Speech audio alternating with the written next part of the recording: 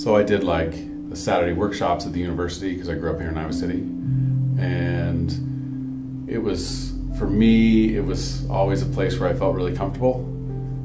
I typically was a pretty anxious child. I was always one of the smallest in my class, and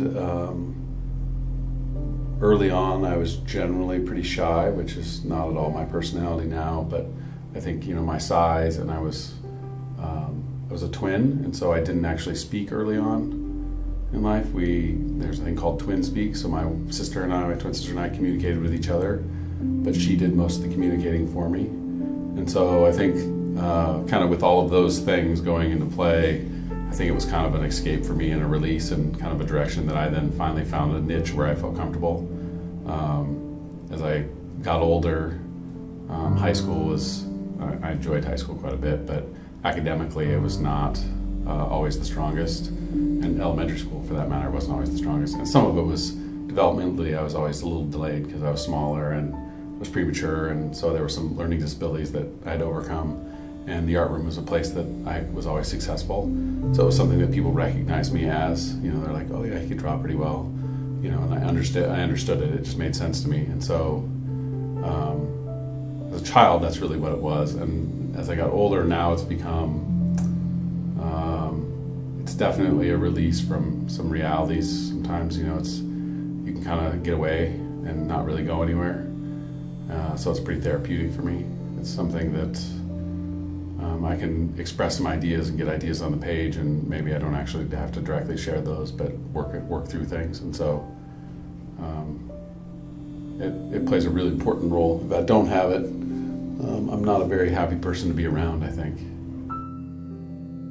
Yeah, I think typically, I think people gravitate to things that they have success in, whether it be science, whether it be music, whether it be art. So I think the majority of artists generally, that's where we're going to go. You know, we generally, I'm making a lot of generalizations, but a lot of artists kind of function on a similar wavelength that not everybody does.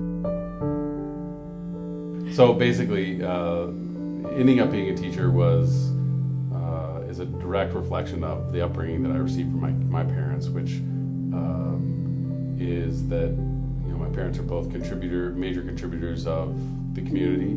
I think that's something, and also a lover of, they encourage us to experience everything, and we're interested in everything. And I think the art and the teaching is kind of a marriage of those two things. And I think that's how I ended up here, was from my parents and that direction.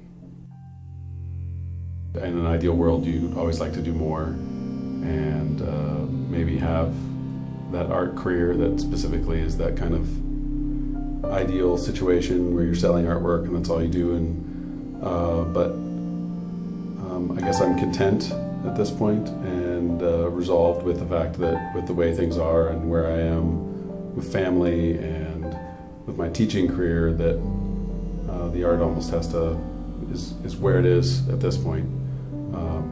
But I guess I hope maybe as I get older, maybe that I'll have more time to spend and actually really maybe investigate a little bit more where then I'm selling work again.